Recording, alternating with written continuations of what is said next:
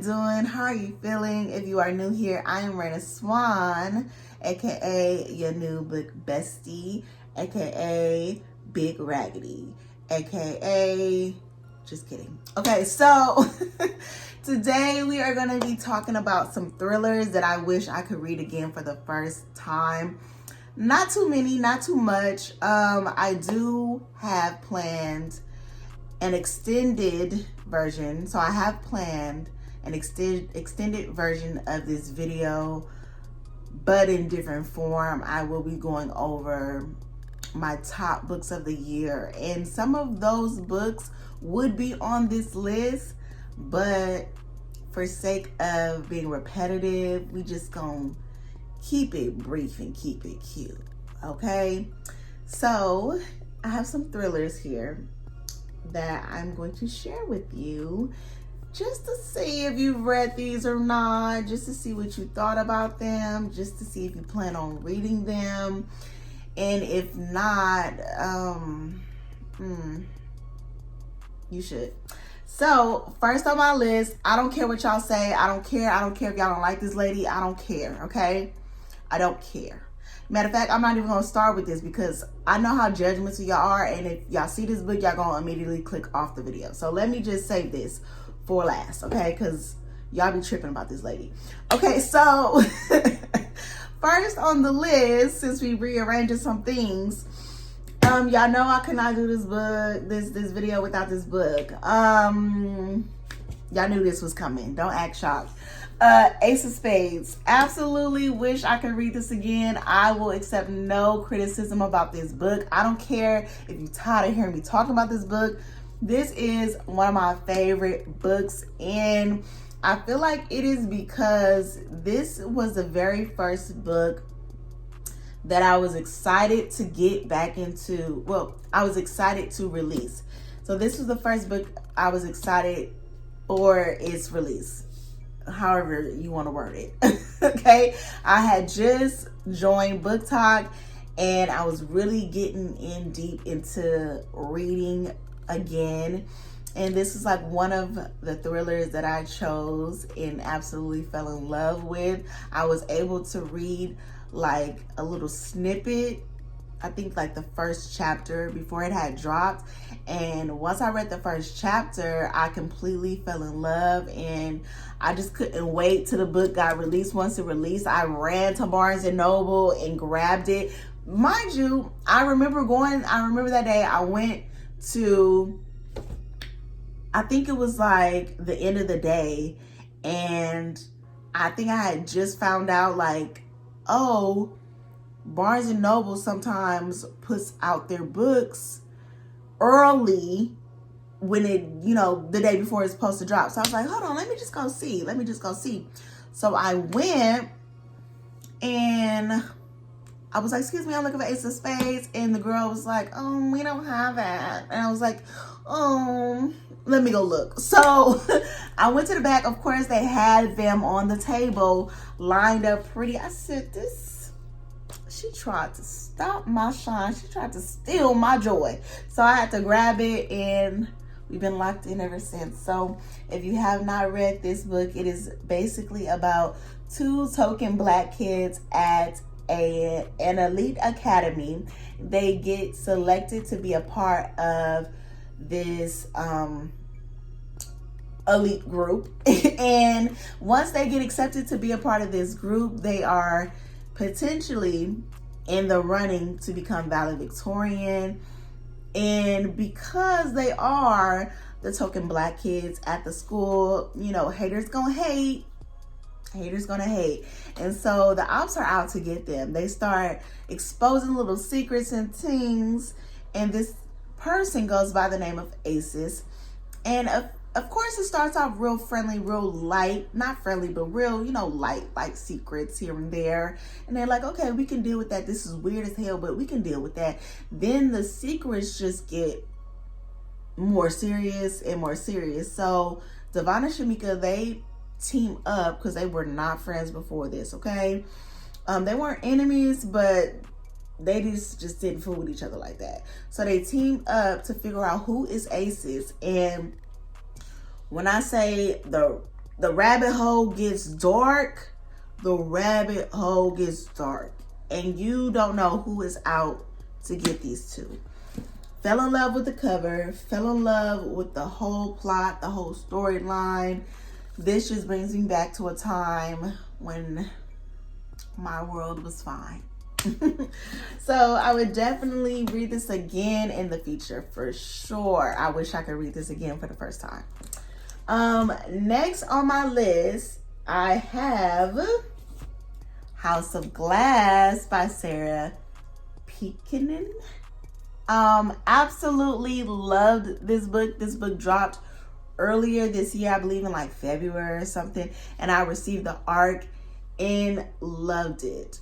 And what I loved so much about it was that I was not expecting to love it. I was just like, okay, then y'all want me to read this and talk about it? Okay, thank you, Macmillan, whatever. But once I got into it, I was like, oh, this is so good. I love badass kids and books that you just gotta keep an eye on, okay? So basically, you have a best interest attorney. She is on the case to figure out where this little girl needs to be, who she needs to be placed with, because their nanny, the little girl's nanny, was allegedly or had allegedly fallen out of a window, and they don't know if the lady tripped and fell or somebody in the family pushed that lady. So the best interest attorney is trying to figure out like where the little girl needs to be, because her mom and dad are going through a nasty divorce. Nasty. And the little girl, they saying the little girl got some type of trauma to where she now has stopped talking. And she's also have been seen collecting sharp objects. So the mother has turned everything in their house into plastic. There is absolutely no glass in the house. And so there's just a lot going on. A lot of people are being weird. A lot of people are being secretive. Nobody is really telling the truth. Everybody is a liar, even the granny and the nanny's boyfriend. They don't trust nobody. And so the twist in this was so good. It was so good. I was not expecting it at all. Absolutely love this book. I don't really see too many people talking about this book. This is definitely an underrated thriller that I think people need to check out for sure. So next on my list, now that you're here and you've stuck around a little bit, I guess I can mention this lady. And if you click off this video now, it's okay because I've already stolen 8 minutes of your time. Okay, so the next on my list for books I wish I could read again for the first time would be Verity by Colleen Hoover. Now, y'all don't like Colleen. What does lady do to y'all? I mean, I'm pretty sure if I researched a little bit deeper, I could find some things and why she's, a lot of our black bookish people don't really fool with Colleen or Colleen or however you say that lady name. But y'all, this was like one of my first adult thrillers that I read when I joined Book Talk. And this is how I knew. This book is how I knew I needed explosions within the first chapter of the book. I knew after reading this that I needed something in a first chapter to draw me in and make me want to keep reading. I love it. Draw me in. Make me wonder what's going on. Like Marvin Gaye, what's going on? I want to know. So a lot of y'all didn't like this book. A lot of y'all thought it was mid, and that's okay. I respect your choices, but respect mine. I really mess with this book. I like it. I like it a lot. And the twist at the end, y'all. The twist at the end, I was like, ooh, you mother effer. You mother effer, you. Ooh, if I could, ooh, I ain't never wanted to drag somebody so bad. Ooh, the end had me like mouth to the floor. Oh my God, head spinning. I ate it up. I enjoyed it. And this was before I had a Libby account or a Hoopla account. So I was not doing the audio. I was literally locked in reading it. Okay? I was locked in, honey. So if I could go back in time and read that for the first time, I would.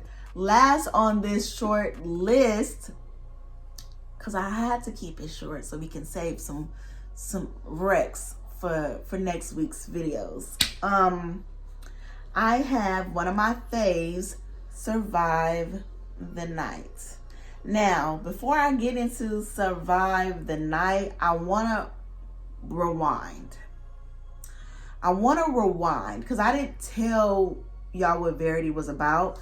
And if you haven't read it, I feel like it's important for you to know what it's about. So, Verity is about a woman, Lowen, who is a struggling writer, and her and she's been hired on a job to finish the work of a popular author who is now like disabled, and you know, she was in the middle of writing her next best piece, and you know, she couldn't because an accident happened, and so now she can't, you know, continue on with her craft. So they hired Lowen to finish the job. And so Lowen goes, and she, you know, is meeting the lady. Of course, the lady can't talk, and you know, the lady's husband is there, and Lowen is going through the lady's notes. You know, the lady is Verity. Her name is Verity. Lowen is going through Verity's notes, and she's trying to, you know, piece together, you know, the story that Verity left behind. And in the midst of that, she finds Verity's written autobiography that no one was ever supposed to get their hands on. And Lowen finds herself falling for this lady's husband. She's falling for this lady's husband. And there's some things in this autobiography that really would infuriate that lady husband. And so Lowen is like, okay, I don't know how I can get this man to leave his wife for me. So maybe he should see this autobiography, because she was going to hide it at first. But she's like, maybe I should let him see this just so he can have a reason to leave her for me. Y'all, absolutely insane. Absolutely insane. The autobiography that Verity had wrote was crazy. You know, Lauren, she was a Looney Tune. The husband, he wasn't no good either. I don't give a damn. And Verity, she was crazy too. So everybody in the book is crazy. So back to Survive the Night by Riley Sager. It is about a young lady on a college campus. Her name is Charlie, and Charlie meets Josh on campus, and they meet because of a ride share board that they're like looking for people to ride, share, you know, a vehicle with, who's going here or there. Well, it's the holidays, you know, and Charlie's trying to get home to her family because Charlie is grieving. She just wants to get away from the campus. Her best friend was a victim of murder by the hands of the campus killer, who is still at large, who's, you know, hasn't been caught. And so Charlie's just like, I need to get away, but I don't have a way to get there. So I need to maybe I should use the ride share board, so I can get home. Now, Josh, he is the man behind the wheel. He has the car, and he is, you know, just puts his name on the board, like, you know, if anybody need a ride, I'm going this way because, you know, I'm going home to take care of my sick father. Now, I'm not the brightest crayon in the box, Charlie, but baby, if your best friend was killed by the campus killer, why the hell would you get into the car with a strange man that you don't know? Why would you do that? Now, Charlie is in the car, and she's starting to realize this man is a little weird. You know, he's saying little shit. You know, he won't let me look in the trunk. He got a lot going on.